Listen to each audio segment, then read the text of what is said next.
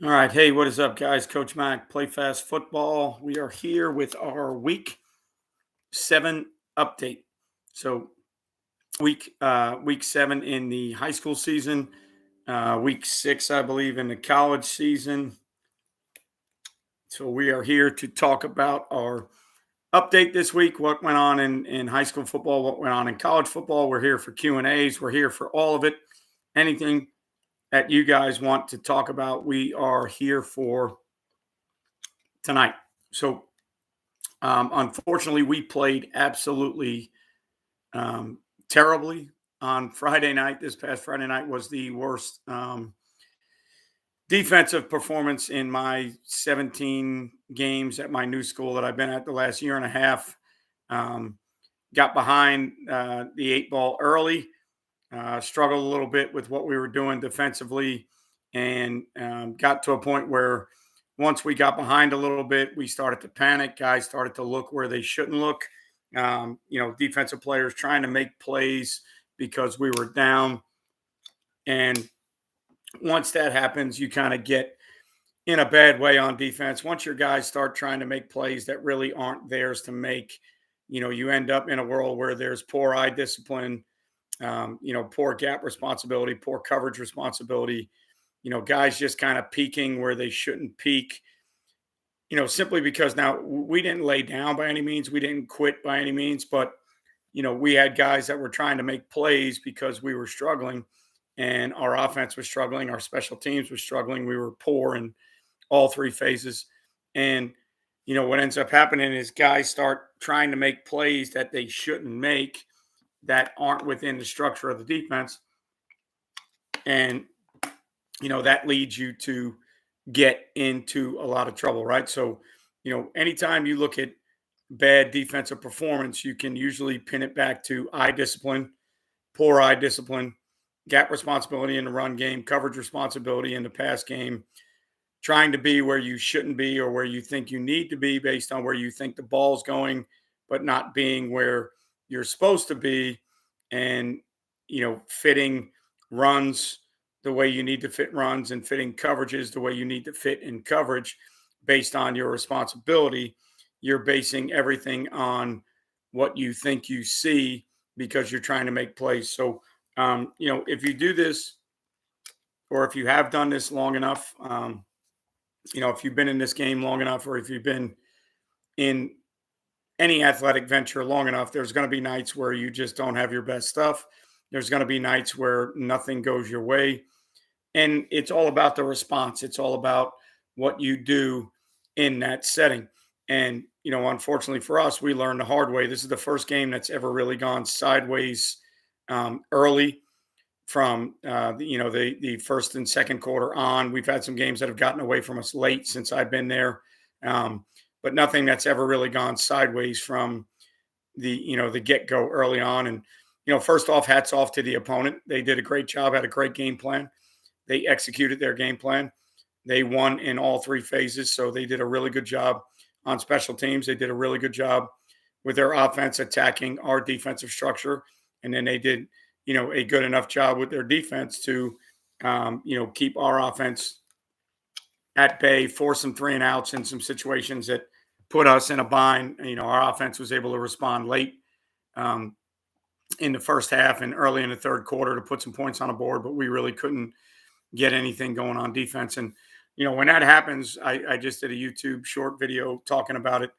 When that happens, there's two typical ways that people respond. So when you on defense, when you give up a ton of points or you play really poorly, the first thing or the gut response all the time is we need to wrinkle our schemes. We need to wrinkle our system, whether it's your base system, your pressures, your movement. The first thing that everybody falls back on all the time is, well, what we didn't work. We just gave up a ton of points. We've got to come up with some answers. And the problem with that is when you're struggling to play your base structure, when you're struggling to play the things that you are trying to play on a weekly basis, you really shouldn't be drawing up new things for the kids to learn when you're coming off a poor performance. So in my experience of doing this for a long time, when you come off a poor performance, you probably need to get back to basics and you need to get back to fundamentals. You need to get back to doing the things that you're supposed to be doing, looking where you're supposed to be looking, fitting runs the way you're supposed to fit runs, and playing coverage the way you're supposed to play it. The easy way out is to draw up new schemes or new wrinkles, especially if it's, for us, this was one bad performance in probably, 16 or 17 games, the worst performance we've had. So, you got to kind of look at the history of what you do and what you've been doing. And, it hasn't fallen flat on its face every week. It fell flat on its face one week. So, you really don't need to diagram new schemes or new wrinkles or come up with new pressures. When you are coming off a poor performance, what you really need to do is go back and play the things you're comfortable playing and get your guys to play them better. So, the opposite end of the spectrum is to say, okay, well, if we're struggling week after week, so if you're 1-4, 0-5, whatever it may be, now it's really easy to draw some things up and go, all right, well, look, this, what we're doing isn't working. We need to come up with a new offensive scheme or a new defensive scheme or new special teams philosophies. And to me, that's always the easiest way to go. It's kind of the path of least resistance. What we're doing isn't working, so let's do something else. And the problem with that, to me, from a coaching standpoint, is if the things that we've been working on for 7 or 8 weeks we're not playing correctly, what chance do we have to play something correctly in 3 days of an install, right? So if you really look at, like where we are in Florida, games end on Friday, you come in on Monday, depending on what your schedule is, Monday is going to be heavier, lighter, depending on how you want to work things. And then you've got Tuesday, Wednesday, and then Thursday becomes some version of walkthrough or, a practice that really you're trying to refine the game plan on a Thursday, going through special teams, making sure you've got the right guys out, making sure you're going through situations, understanding what you're trying to do on third downs and fourth downs and sudden changes. So, when you play a game on Friday night, really Monday, Tuesday, Wednesday is the only chance you have. So if you're going to draw new things, wrinkle new things, you've got 3 days to do it. If you just played poorly coming off of 7, 8, 9 weeks of football, and you've got 3 days to put something new in, what are the chances that what you put in is going to be successful? What are the chances that you can actually coach, teach, and play what you're putting in when you've been struggling to play the things that have been in for the last 7, 8 weeks, right? So, it's one of those scenarios where you've got to kind of really hone in on where were the issues, what were the problems, how do we fix those problems within our scheme, within our system to get back to playing the football that we had been playing, not let's draw up a new scheme, let's draw up a new system, let's draw up new, pressures or new coverages, because you're really not going to have a chance to perfect all those things. So, it's about getting back to basics. It's about getting back to fundamentals. It's about getting eyes in the right spot. It's about run fits. It's about coverages being correct. It's not about reinventing the wheel. It's not, you don't all of a sudden go back and magically over the weekend find a new scheme. Now, I've been in this scenario before where we've been 1-9 or 2-8, and it's struggles for weeks at a time. And, that's when, as a coordinator or a head coach, you need to make a decision. Hey, what we're doing isn't working. Maybe we need to try something new. Now, you need to go back and evaluate the film to say, all right, what we're doing isn't working because we're not doing it correctly. Or you need to go back and say, hey, look, we're doing it correctly. It's just not putting our kids in the best position to win. So, that's always going to be, throughout the course of a season, especially when there's some down weeks, some weeks where you don't play really well, that's always going to be the elephant in the room. Do we keep working on what we're doing, even though we're not having success? And do we try and continue to do it better? Do we feel like it puts our kids in position to win? Or do we have to change this based on our personnel? Do we have to make wrinkles to either change the front structure, change the coverage structure, change how many guys we're getting in the box? That's always going to be the discussion that you need to have with your staff and your head coach and everybody else there, I look, how do we want to approach this? Do we want to look at this from the standpoint of that's one bad performance? We've been very good for a long time and we got to get back to what we're good at. Or do we want to look at it and go, okay, we just got exposed with some things. Do we need to make changes? Now, one of the things I think that hurt us a little bit, besides um, field position and some turnovers and some things that put us in a bad spot, one of the things that hurt us a little bit is during the week of practice, I did a poor job of trying to wrinkle some things to get bodies where I thought we needed them, which was a little bit foreign. It was a coverage that we already play, a structure that we already play, but something that we don't do a ton of. And I spent a lot of time during the week working on that. And I spent less time in our base structures because I thought we were going to have issues with the physical matchup. So I thought off of film and what I was watching that we were going to struggle with the physical matchup. So I thought that I had to create ways to get more bodies to the box, more helmets involved.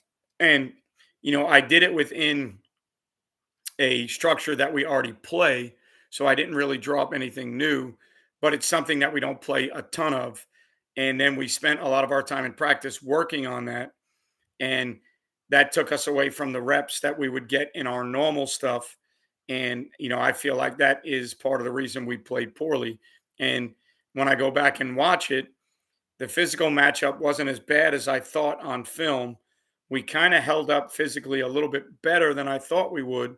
So the wrinkles that I put in that I thought were going to help us where we needed help, we may not have necessarily needed to spend that much time on those things because we were actually not terrible in our base structure. So, if you follow what we do, what I do, we are a tight front three high team. We are a light box theory. We invite people to run the ball and then we try and get the ball sent to where we want to fit it.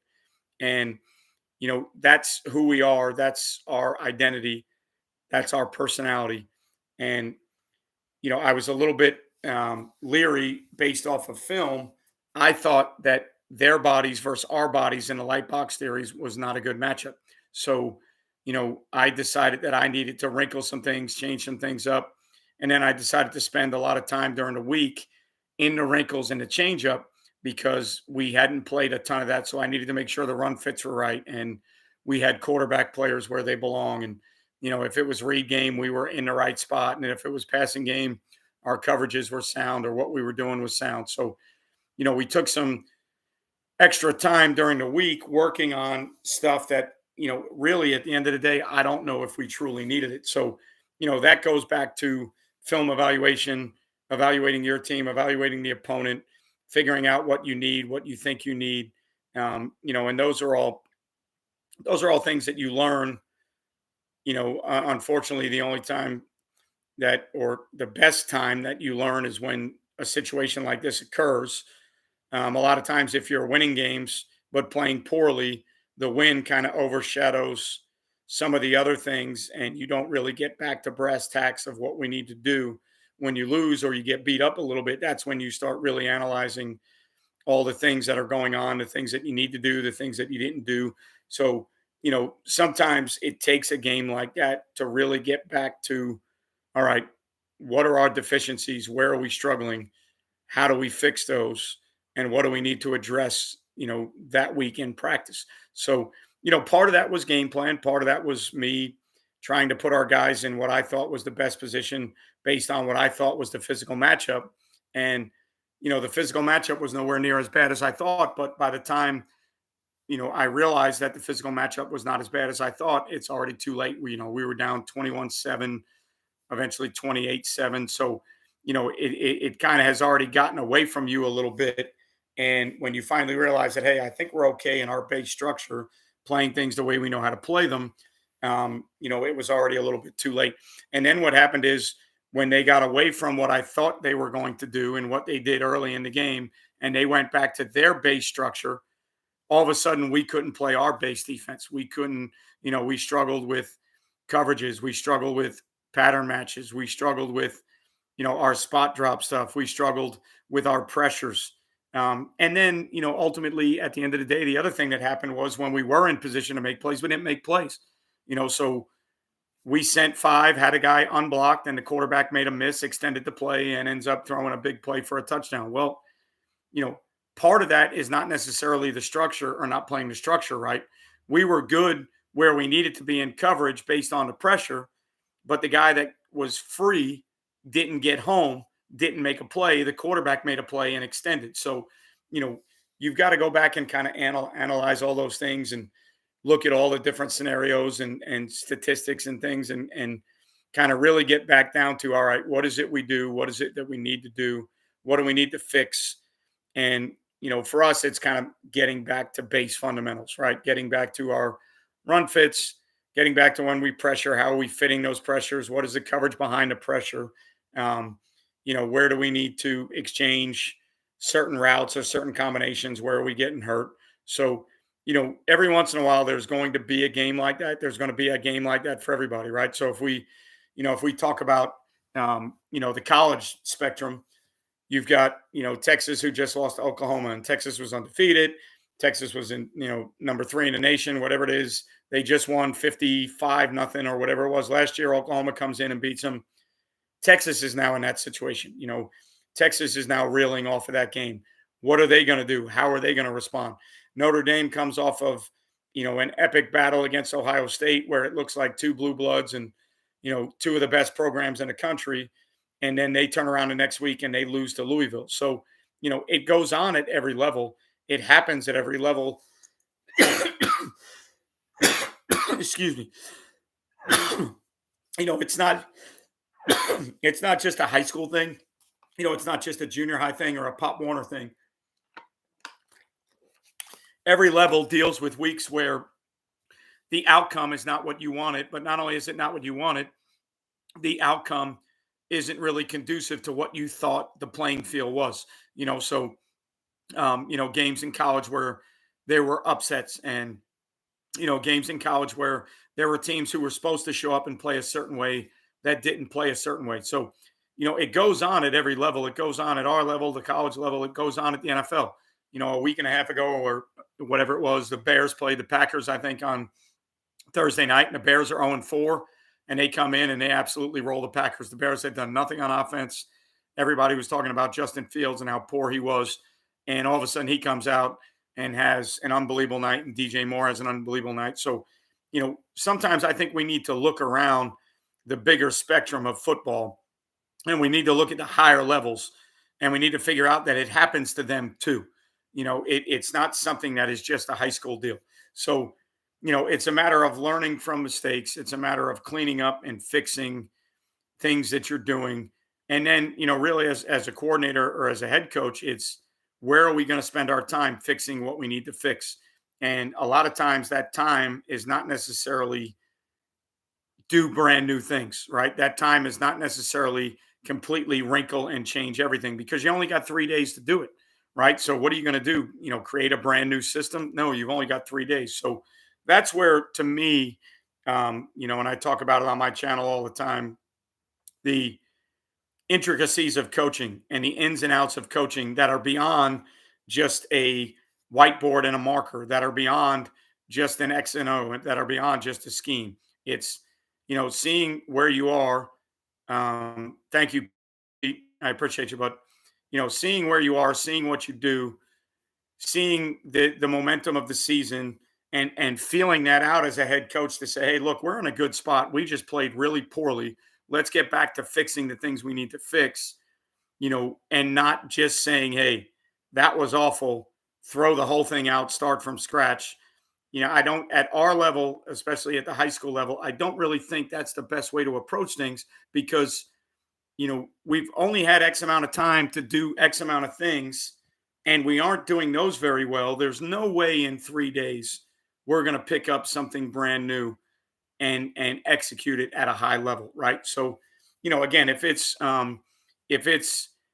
something where you're having no success for weeks at a time, the schemes you're running aren't fitting the personnel. You don't think you're putting the personnel in the best position to win. Well, then at some point in the season, you got to make a decision to say, hey, this is what we're trying to do moving forward, right? So I've been there. We've all been there before, but there's also, times where, like, for us, we're 4-2. That's the second loss of the season. Yes, it's the worst game we played defensively in the 17 games I've been at this school now. And, yes, it's alarming. Yes, it's disappointing. But, sometimes you got to sit back and kind of rest on your laurels a little bit and say, okay, well, look, we played really good defense for 16 or 17 games. It's not the system. Um, I'm in Jacksonville, Pete, so I don't know if Jeff Higgins is in the Orlando area. I'm about 2.5 hours northeast up by Jacksonville, just south of Georgia. So I'm not really sure. No problem, no problem. So for us, it's more about getting back to basics, getting back to how we fit block gaps, and you don't get things the way they are. Well, I don't know if you need to come in and change blocking schemes for your offensive linemen. You may just need to come in and clean up your gap schemes and make sure you take care of the movements, the fronts, the pressures, or whatever the issues were, whether it be double teams, not climbing to the right backer, coming off both guys coming off the double team and leaving a first level player unchained. Like, sometimes you got to go back and you just got to fix what it is that you do. And it takes a little bit of discipline. It takes, experience as a football coach to know when it's time to go back in and fix the things that you do and when it's time to totally change or totally wrinkle. So you just have to look at it from a standpoint of how good can we be doing something brand new in 3 days, right? The kids' confidence is already shot. We just played poorly. We lost the football game. We need to get their confidence back. An hour, you do them with energy, you do them with passion, and you don't create new issues for guys that are already struggling in a system, in a scheme, right? Now, if this was college or the NFL, you may evaluate personnel and say, all right, well, we need to make some personnel changes. Well, in high school, sometimes there really aren't personnel changes to make. The guys that you have are probably the best you have to offer. At times, do you need to sit a guy? Do you need to prove a point to get a guy to play with a little bit more energy, passion, and desire? Yeah, I mean, I've been in that boat. You have to do that. But I've also been doing this for a long enough time to understand that in the high school world, what we have is what we have. So a lot of times we're not going to be able to fix it, through the avenues that college and NFL teams fix it, right? So when you think about colleges and, let's look at Colorado, for example, right? New coach, great job Deion Sanders is doing. They turned the roster over 95%. So the roster is 95% brand new. It's transfer portal, it's recruiting, it's other things. So those programs address inadequacies and they address inefficiencies through recruiting and the transfer portal, right? The NFL addresses inadequacies and inefficiencies through free agency and a draft. Well, in high school, we don't have that luxury. What we have is what we have. So, I've been doing this long enough to understand that at most high schools, what you have is what you have. Personnel changes aren't really that big of an issue. Now, there's going to be times where you have to make some changes, right? You got guys that aren't playing well. They aren't playing to your standard. They aren't playing with the energy, the desire, and the passion that you want. So you've got to make a change and you've got to prove a point to somebody, right? There's always going to be that time. There's guys that are doing their own thing. They're not playing inside of your scheme. You always have times in a season where you have to prove a point and somebody has to be, the example, right? You can't save the whole herd. You've got to save a few at a time. Somebody's got to be the example. So, there's going to come a time where you have to sit somebody. You have to make a depth chart decision. But a lot of times in high school, the inadequacies and inefficiencies we have can't really be fixed all the time with personnel decisions. We need roster moves. We need to make roster moves. And that's what makes college and the NFL such a huge dynamic is fans want to watch all those things. Fans want to see the roster moves. What are we doing in free agency? Where are we spending our money? What big splash names are we getting? What are we doing in the draft, right? Well, we don't live in that world. We live in a high school world. We live in a world where what we have is what we have, and we have to make what we have better. And I think, it's very difficult to make what you have better when you're just scrambling for new ideas. The kids are not going to play with confidence. They're not going to play fast. They're not going to play with a ton of energy and passion because they're thinking about all the changes that you made. They're thinking about how you change run fits. They're thinking about how you change fronts. They're thinking about how to line up. They're thinking about the pressure pass that you change. They're thinking about the coverage adjustments that you made. They're not thinking about the things they've been thinking about for 8 weeks to say, hey, this is where I belong. This is my read. When my read does that, this is what I do. So, to make wholesale changes in the system to me sometimes, they just don't make sense. There's wrinkles. Yes, I get it. There's adaptations. Yes, I get it. But whole wrinkles or whole system changes are not good. Yeah, that's the thing that stinks on at a high school level a little bit. And I've done a video on this before talking about like even with like a grading system, right? So you have a system where you grade players throughout the course of a season, and it's not a bad thing. Don't get me wrong. I'm not against it. Here's my point. If I'm a high school coach or a high school defensive coordinator and I'm grading a guy out that grades out as a C or a D, and it's physical performance, it's not effort, it's not, want to, it's physical stuff, it's keys, it's reads, it's gap assignments. Who is behind that player? And if my grading system says that I need to make a change, do I have anybody behind that player to make a change? Now, if you're grading players simply to show them when they're playing well and when they're playing poorly, and you're grading players to make corrections with those players, I 100% agree. If you're grading them in a system like college and the NFL where you're going to make player changes, roster changes, I hope you have the roster to do that because most of the time, if your starter is grading out as a C, there's a reason he starts. The guy behind him probably isn't going to grade out any better. So there's a time and a place to make roster moves. There's a time and a place to sit some guys and get your point across. And unfortunately, in every scenario for every coach, there is no rule sheet. There is no handbook. Those are decisions you got to make on your own. So,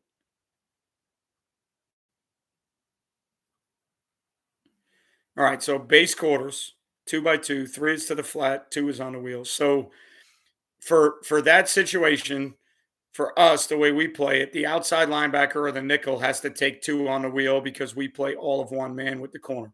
So when the Mike linebacker drops hook to curl to the front side, if 2 is out and 3 is out, he has to carry 3 through. It's kind of like if you study anything from Nick Saban's Ripley's match, and it's the same scenario. If you're matching 2 to the flat and 2 goes to the flat and 3 is out there also, then your hook to curl player has to carry 3 through. So, if one for us, if one was on the shake, the corner's got all of one. We should have one doubled if 2 went to the flat because the way we play quarters, if 2 goes to the flat, we build a fence on number 1 and we defend posted curl of number 1. So if one is running the shake or post or whatever he's running, that should be doubled. The wheel has to be carried by the nickel, and then the mic has to push through to 3 to the flat. So that's, for me, a true quarter system the way that we play a true quarter system. Our corner is not coming off on wheels when we play quarters because our corner is playing all of one and we play meg rules. Now, if your corner was a mod player where, in that scenario that you just talked about, even a mod player would be gone because if number 1's running corner post or number 1's running something vertical, the corner is done. He can't play the wheel anyways. So somebody has to play the wheel in that coverage. And for us, it's the nickel or the outside linebacker. And we would have to push the hook curl 3 vertical player, right, with 3. So, excuse me, that is a tough scenario that you've got to work on all the time if you play a bunch of true quarters. Unfortunately for us, with the offense that we see, we don't get a chance to play enough true quarters. We always carry it, but there's not really a chance for us to play enough true quarters to all the spread stuff that we see. We're in more of a 2 read world, and sometimes a man world based on RPOs, and then we'll close the middle and play 3 deep. So we don't see enough 21 personnel to carry true quarters all the time. Have to be the guy that pushes to 3 through because the outside linebacker nickel is taking the wheel.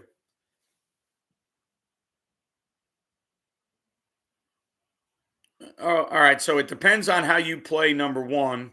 Um, it depends on what you do with the corner on number one. If the corner is going to let shallows go and zone off the quarter, then I think that now you might be able to play that route distribution a little bit different.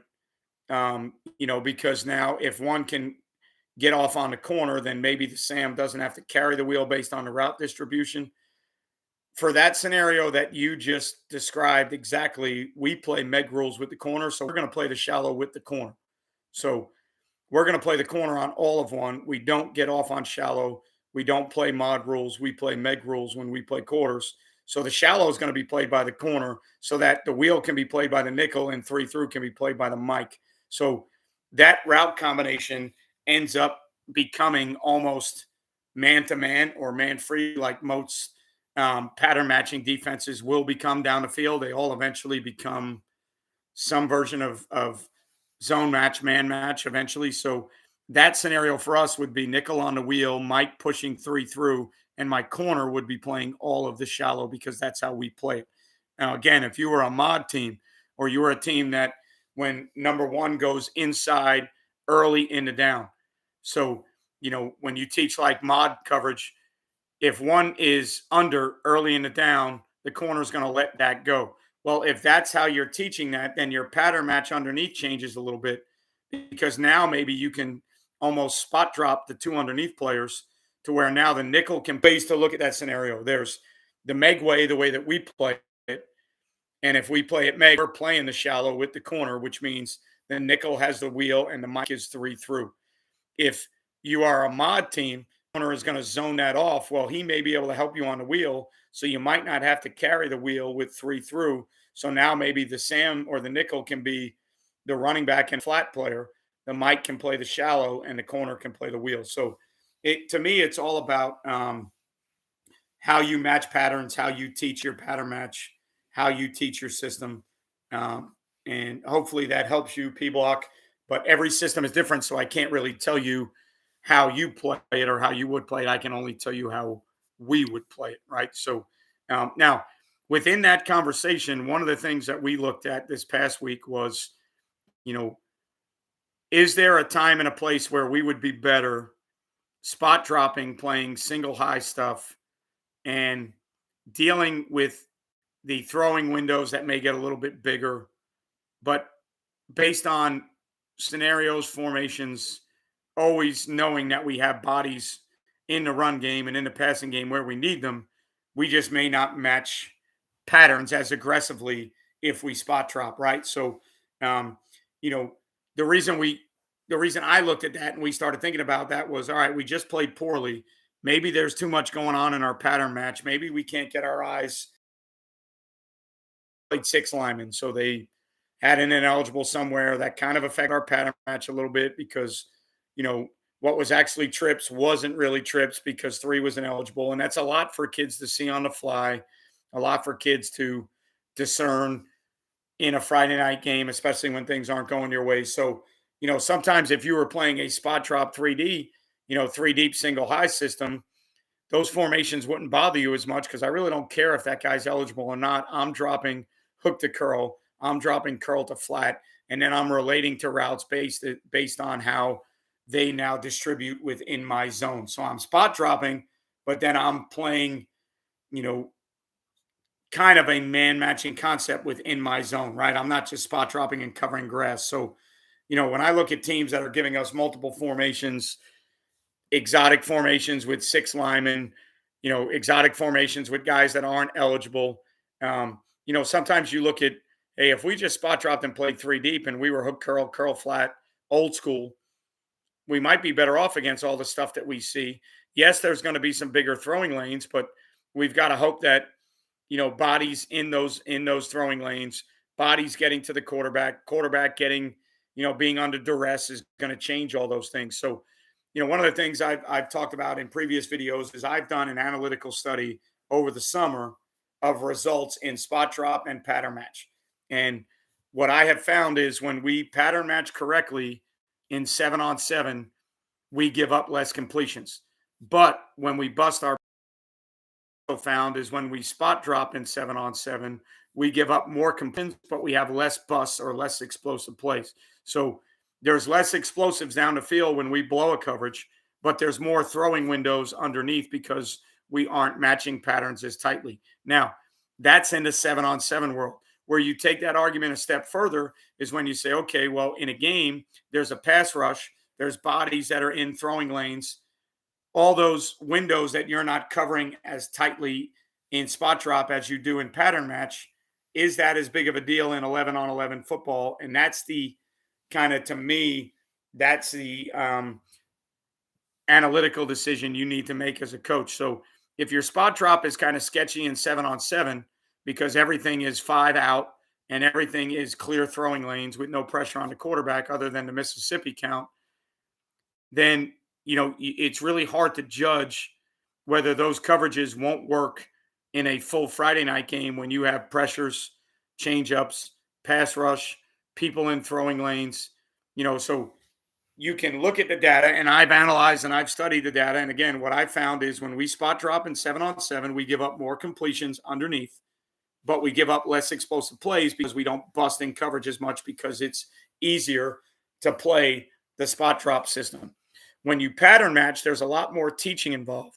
There's a lot more innuendos and things that can go on and intricacies within the coverage that there's going to be more busts simply because you've got multiple guys now playing a coverage off of a certain stem by a certain receiver.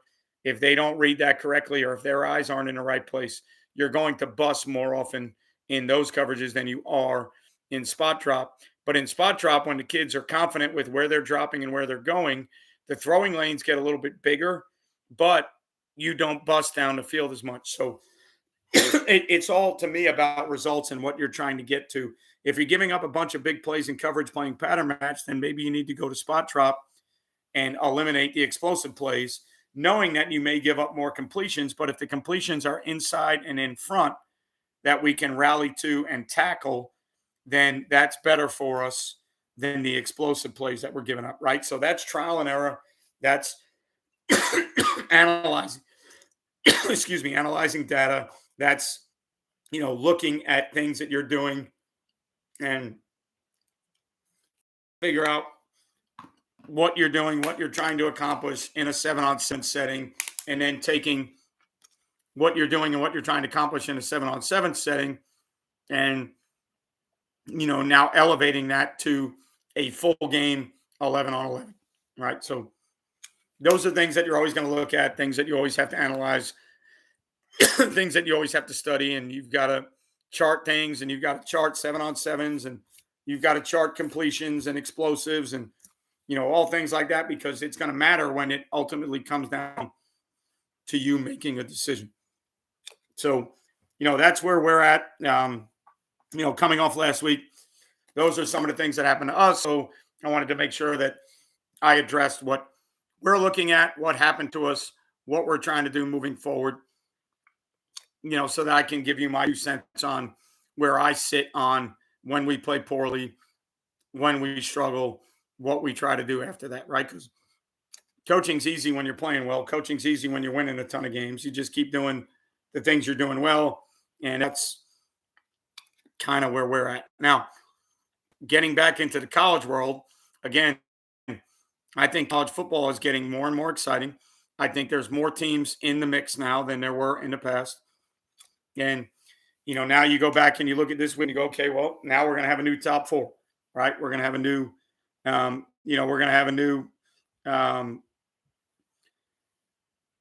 playoff system, or not system, but a new, at least evaluation of who we think are the best 4 teams in the country, right? So Texas loses. And now that Texas loses, they're no longer top 4. So somebody's got to go top 4. Who does that top 4 become? Who jumps into the top 4, right? Is it Georgia, Michigan, Ohio State, Florida State? Is it somebody else based on schedule? Is it somebody else that you think is a better football team Where is USC in the mix? Where is now Oklahoma after beating Texas in the mix?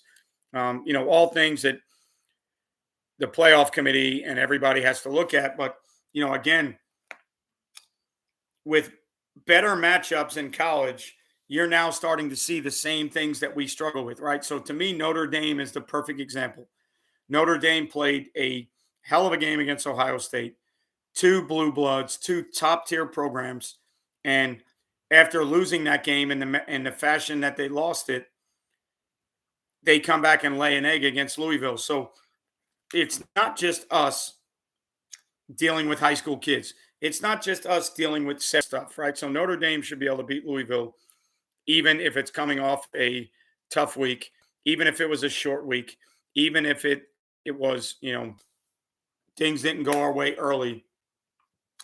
The good teams and the great teams find ways to win those games. So, obviously Notre Dame isn't in that talk right now. Are they still a good football team? Yeah, they're still a good football team. But, the great football teams that want to be in the conversation are going to find ways to win that game, coming off of the game that they played, coming off the disappointment that they had, and then finding ways to rally the troops, even if you don't have your best stuff or if you got to go on the road, whatever it may be. And, at the end of the day, you find a way to win that game. Right. So that always is going to be an interesting part of the conversation. Right. Looking at the Miami scenario, if you're a coach, even at the high school level, if you're a coach and you look at that Miami game in that scenario, you say to yourself, how in the world does that happen? Well, if it can happen to them, it can happen to any of us. Right. And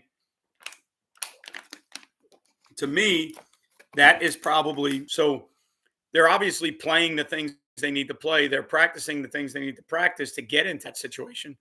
But at the end of the game, when that scenario shows up and you run a play, you don't take a knee, you then, after the sudden change, you still have a chance to get off the field, but guys get behind you with no time on the clock. To me, those all become situational awareness things, and maybe, not doing a good enough job in practice working on those scenarios. So one of the things we do at our school that I think is kind of interesting is on Thursday, we go through a bunch of different scenarios every Thursday. We work on our Hail Mary group on defense and how we're trying to defend Hail Mary situations. We work on a Hail Mary group on offense and what are we trying to do? How are we trying to protect it? If the quarterback scrambles, what's the running back have to do to buy time? Who's going down the field to make a play? Who's, cleaning up trash? Who's the receiver that's coming under all of that jump ball scenario to clean up trash, right? We work on those things. At the end of every Thursday practice, we have a deal where we get into a punt formation on the 2-yard line and we take a safety. And we work on running around, buying enough time. We talk to the guys up front about penalties that are acceptable, penalties that are not acceptable, what penalties are going to extend the game, what can we do, to make sure that we are understanding that situation. We do a 2-minute drill with the offense, and the offense works on the calls that week that are in the 2-minute drill. What do we need to do it efficiently? How many timeouts do we have? We run the field goal unit on the field with a 20-second clock. At the end of the game, we get a first down. We got to kick a field goal. We can't stop the clock. We, mayday the field goal unit. So we do all of those things on a Thursday. We practice all those scenarios on a Thursday. And I would imagine, obviously, colleges do also, and they probably do a better job than we do. But when you look at the Miami scenario, it's obviously possible at every level. It's possible for guys to make mistakes at every level. Why they thought they needed to run a play, I don't know. I can't answer that. I'm not on the sideline. Why they didn't just take a knee. Then on defense, how guys let somebody behind them when there's less scenario as far as situational football. Last Thursday night in the JV game, we had a team 3rd-20 at the 35-yard line. We were playing 3 deep, and a corner let a guy get behind him after the quarterback extended a play. He let a guy get behind because he had his eyes in the backfield, and a guy gets behind him on 3rd and 20. If you're playing 3 deep on 3rd and 20, how is anybody from the other team ever behind you? That's situational football. That's understanding coverages. That's understanding the scenario of the game. And, that's the first conversation I had with the kid when he came to the sideline. I said, hey, look, it's 3rd and 20. You're playing 3 deep. Nobody on the other team should ever be behind you. And unfortunately, sometimes the only way to talk about them is to have them happen, right? Is to go through them and to get that young kid who's a JV football player to understand, okay, 3 deep means I've got the deep third. The deep third is deeper than every player on the offense. So any player on the offense that's in my third, I need to be deeper than. Well, add to the fact that it's 3rd and 20, add to the fact that the ball's on the 35-yard line.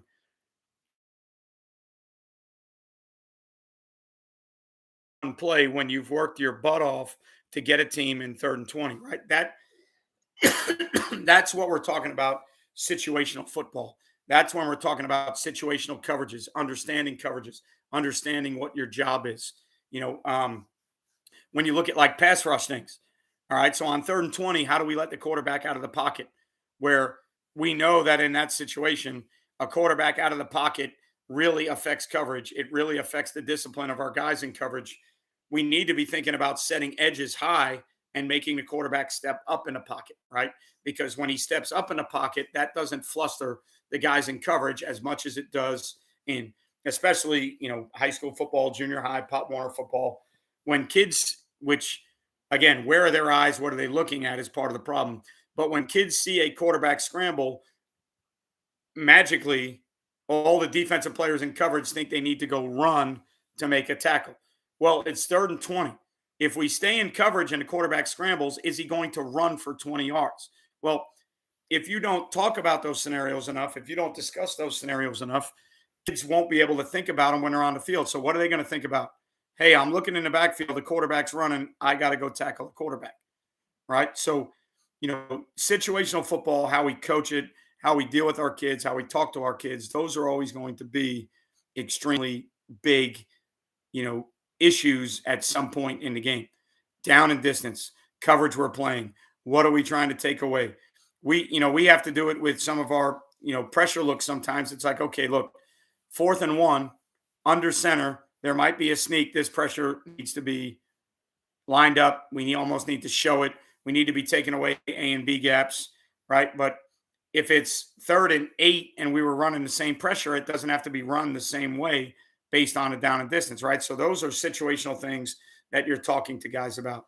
One of the videos I did recently was talking about pressuring and understanding how to pressure, right? So when you pressure, a lot of times you teach pressure, blitz on cans, blitz on a fire hose, and guys run to the path that they're supposed to run on a can. And then all of a sudden, when you go live, gaps start moving, players start moving. So your blitz track starts changing. Well, if you don't ever address that with players and you don't ever work on scenarios where you're doing those movements versus live players, then, you're really doing yourself a disservice because you're not teaching your kids that scenario. You're not teaching your kids that situation. So I did an individual segment with D Lyman today talking about, all right, when we move, what's our visual key? And now we have to respond based on what our visual key does. We don't move just to move. We move to occupy a gap, and that gap's going to change. That gap's going to move because the offenses aren't trash cans and they don't stand still. So that all goes back to coaching, practice, situations, defining things for players, giving them as many, chances during the week to see things so that when they see them on Friday, hopefully it's things that they've seen before. Hopefully it's scenarios that you've worked on so that they don't panic on a Friday night, right? So that's the biggest thing for us in coaching, offense, defense, special teams, is can we do enough work during the week to cover the scenarios so that when the kids get on the field, when that happens, they don't freak out, they don't panic, right? That's ultimately where everybody wants to get to as a coach. We want to make practice tougher than games.